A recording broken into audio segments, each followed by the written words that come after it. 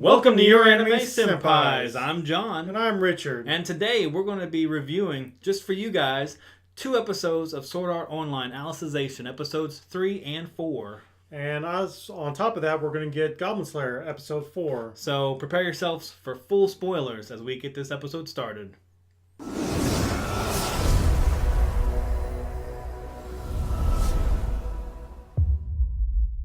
So John, we got 2 episodes of Sword Art Online to talk about, so let's go ahead and get on that. Let's knock these out. Last time, Kirito, he was called a child of Vecta, I believe, right? Lost child of Vecta. And that's because he came from the forest. He had no memories. Yeah. So he came to this town. So is he going to stay in this town? Is he leaving? What's the deal with that? So in episode 2, we found out, he had no in-game memories of where he was. So he was eventually just, he ran into Yu-Gi-Oh! And he took him to a church. So that's kind of where that episode left off. We didn't really know what was going to happen. But episode 3, he wakes up. Basically, there's not a whole lot that happens in this episode. So that's why we lumped it together. But he's like, hey, I need Yu-Gi-Oh! To go with me to Capital City to rescue Alice.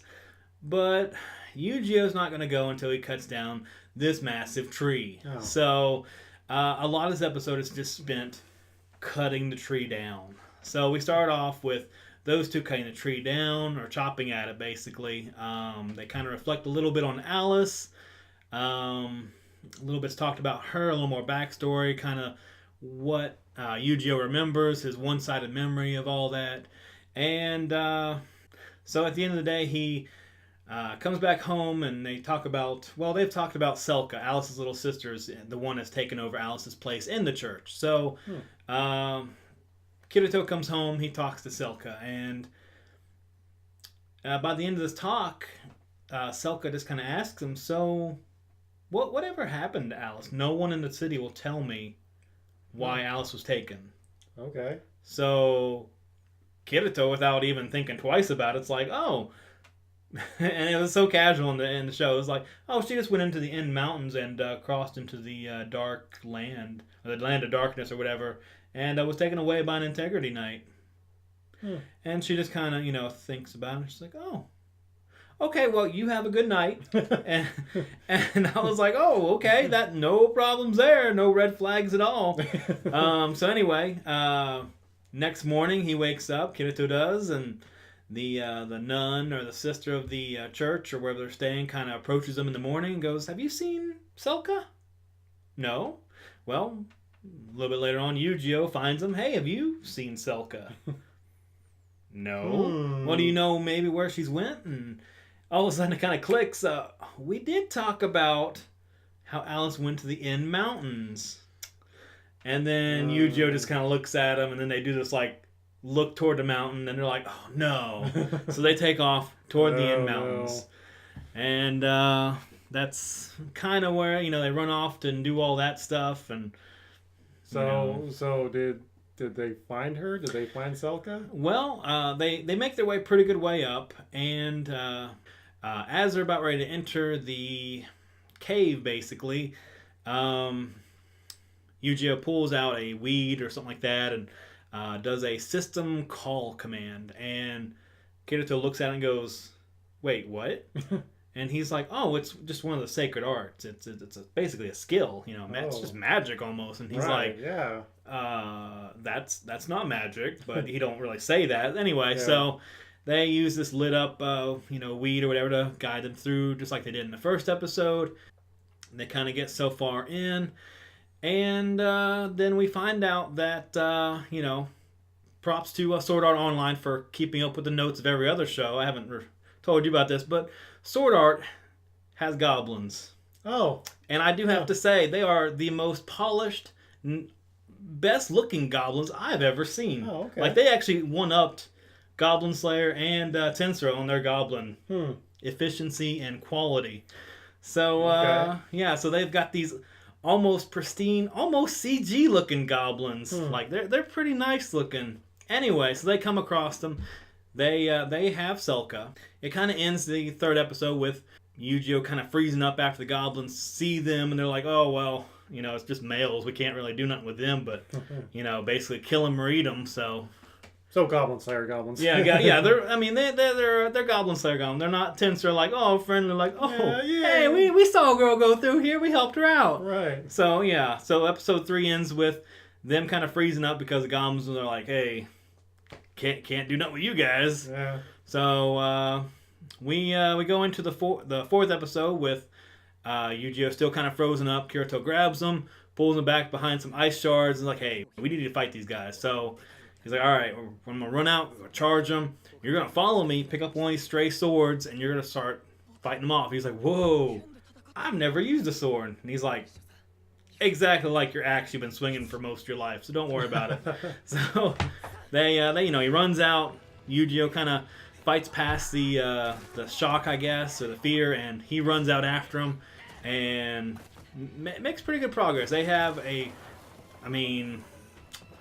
I've kind of thought that this sword art has a little bit different art style ever since I started watching it, but this episode confirmed it. Like, sword art's always had very over-the-top stylized fights, and don't get me wrong, I've always loved them, but this episode, like I was just mentioning, it's possibly, I'm going to put it up there, unless someone can prove me wrong, this is the best looking sword fight I've ever seen in any anime. Quality, animation-wise, anything. Like, it was beautiful.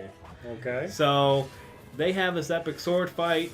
Kirito's calling back his old SAO memories. He's pulling out all these sword skills out of nowhere, chopping up. And of course, they have a leader goblin, you know, a big tall one. Of course. He immediately runs to him. They're, you know, back and forth. He lets loose a skill, cuts off his arm, and then he thinks, oh, I've got this guy beat. Well, he turns and whacks Kirito with his sword, and Kirito's down. He's like, whoa, I've never felt this much pain before in a game. And so he gets kind of back up, and they kind of go back and forth a little bit, and Kirito's back on the losing end, and Yu-Gi-Oh sees that Kirito's about to be finished off. So Yu-Gi-Oh drops everything he's doing, whoever he's fighting, runs over to try to save him, and Yu-Gi-Oh actually looks like he might fend him off for a second. Oh. He fends off one hit, and then he just takes a good slice across the stomach, and just, you know, didn't disembowel him, but, you know, that was it. So, you know, character motivation, Kirito gets up, and, you know, Yu-Gi-Oh's bleeding out pretty bad.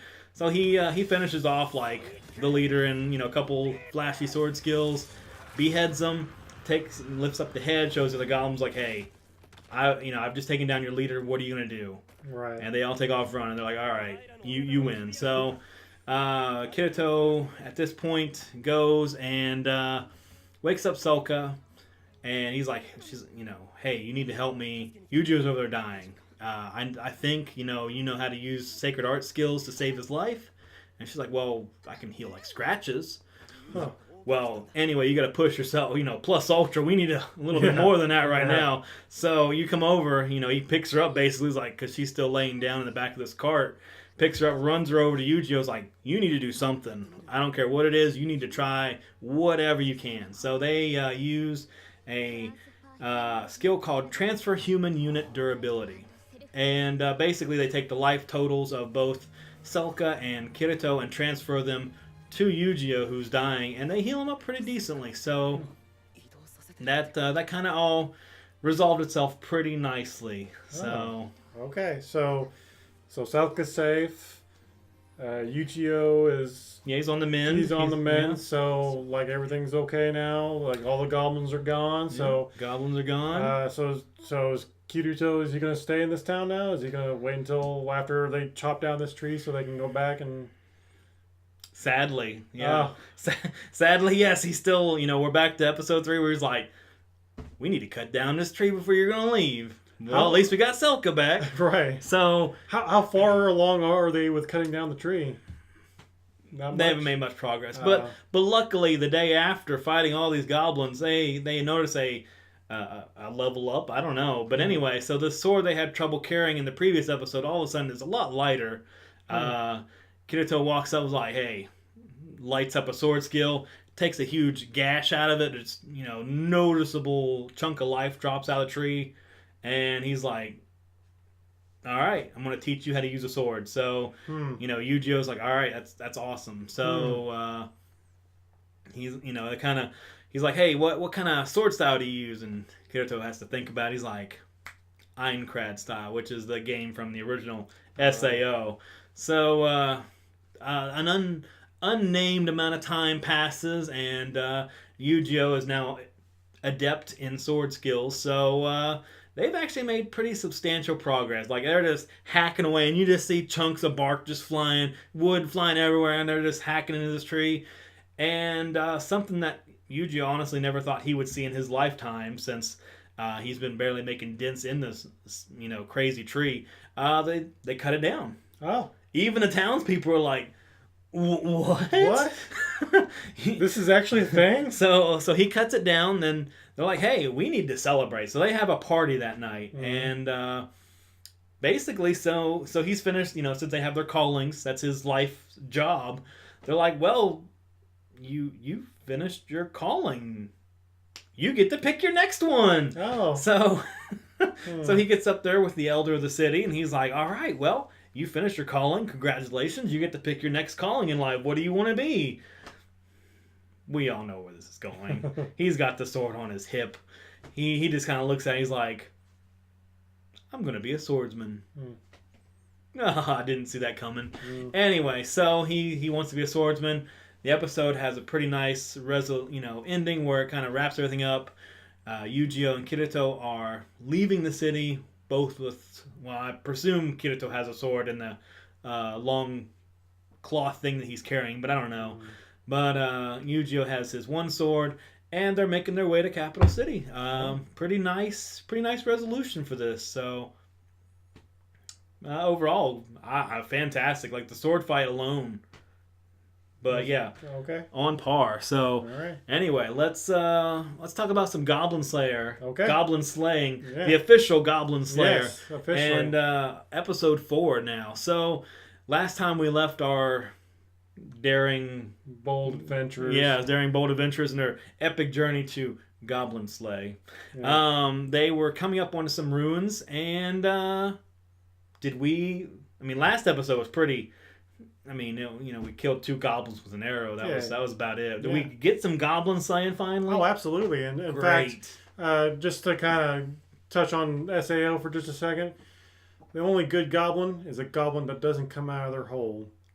Kirito and them, they should have just taken care of those goblins. Goblin Slayer is going to show them exactly what to do here. All right. They went in there, so Goblin Slayer and his party, they go in. They kind of slaughter some goblins here and there, whatever they see, just very small amounts. But then they come to a crossroad, and they see it kind of goes left or right, so they're trying to figure out, well, which way we got to go.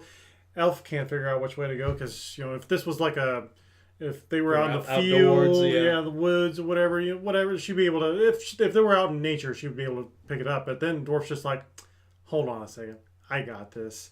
So he's able to figure out through the stones and where the tracks go. Left side, most of the tracks go to the left side. There are some tracks that go right and even go from left to right, back to left. So, he's just like, okay, their layer is to the left. So, Goblin Slayer's like, we're going left? We're going right. Ah. Yeah. Okay. So, but then, they go down the right side. They find a room that's basically the goblins' waste room, essentially. Oh, that's cool. And they happen upon an elf victim, and she's kind of just hanging in chains there, and they're like, "Oh, we gotta save her, and because she's still alive." And then the Goblin Slayer hears her speak. She's like, "Kill," and he's like, "Oh, sure, okay." He's got his sword ready, and Priestess kind of gets this flashback from the first episode where he had to do a mercy kill to the wizard or the archmage or whatever, and she's like, "No, you can't kill her. She's still alive." And then the elf victim rather, she's like, "Kill this thing." She kind of looks towards the bottom right, and then here comes this little goblin coming out of nowhere, and the Goblin Slayer just whacks it right in the head and just kills it right there, and everyone's just like, oh, the goblin. We got it. Yeah, and he's like, I don't know what you guys were worried about. I'm here to slay goblins. So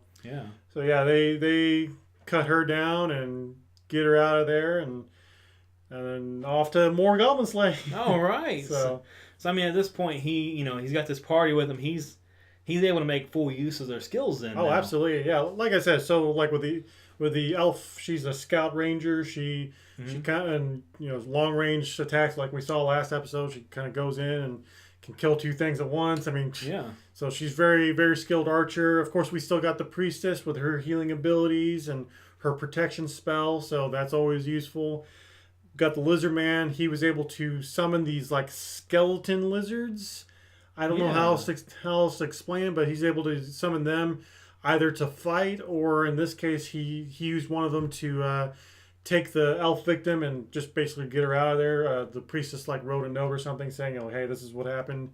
So they got her out of there using one of those skeleton lizards, and then finally we got the dwarf. Again, we saw the dwarf. He's able to look at the stones, and because dwarves are very excellent craftsmen, so he's able to look at the stones like, okay, he's able to basically do what the elf could do in nature, but he's able to do it in the dungeon. So, but on top of that, though, we see later on, once they get to the actual goblin lair, we see that he's able to use magic. And in this case, he used magic in conjunction with the priestess to silence the goblins and then put them to sleep. So while they're doing their magic, the other three go down and basically just kind of go in and just slaughter the goblins as they're just laying there. Okay. And so, yeah, it's just like, done, you're done, and you've got the elf just kind of stabbing them. and so, yeah, they just pretty much take care of those goblins. Easy peasy. So, I mean, easy fight. Goblins are all done. I mean, we're just going to go home now and clean. Be like, hey, check that off the list. We got that, place all cleaned out, right? Nope. So after they do take care of the goblins, they start going down towards another tunnel when they start hearing like this booming sound, like huge footsteps, and out comes this ogre or just big massive thing that just kind of comes out of there and just like, oh, I was wondering why all these goblins were silent. You guys just killed them all, huh? Well, you killed my army, so I guess I got to take care of you now. Like, this army was given to me by like one of the Demon King's generals. Like, you kind of foiled my plans here, so you're gonna pay for that. So he starts summoning this massive fireball spell, and it takes pretty much everything that the priestess has got to use her protection to protect everybody else. And now she's out of magic, but everyone else is safe. So everybody else just starts attacking this ogre and doing what they can, but like everything that they do to him, he's got the dwarf using magic to use these stones like kind of like slingshots, like just bullets, trying to attack him. And then you got the elf using her bow and arrow, trying to do damage. And Goblin Slayer kind of comes in, just slashes the back of his leg, and all this damage, but doesn't really amount up to much because he's got a healing factor apparently. So he just heals right up, pulls out the arrow from his eye, and that heals up, and it's just like, well, that's convenient. Yeah, right. And then it's just like, wow, what are we gonna do to this guy? And then the ogre just kind of backhands or backslaps the Goblin Slayer, so he's down for the count. And so everybody just continues attacking, trying to figure out what to do. Priestess runs over. She's like, trying to wake him up and everything. And then eventually she does. She finally comes out of it, and he's just like, okay, I need you to grab some healing potions and give me a stamina potion while you're at it. And just kind of get me back up to my feet. She does that, and like I said, everybody else is just kind of keeping the ogre distracted in the meantime. So once he takes those potions, he's like, okay, we're going to settle this once and for all. So he takes out one of his scrolls. One of the scrolls that in the previous episode, the elf was kind of just trying to figure out, hey, what... Of course, she's kind of drunk. She's just like, "Hey, what are these scrolls?" What do these do? Yeah, and he's just like, "No, just don't touch those." Well, so now he's got one of those scrolls in his hand. So now we're gonna find out what this is all about. Nice. So he takes out this scroll. He starts walking towards this ogre, and the ogre's just like, "Man, what are you gonna do?"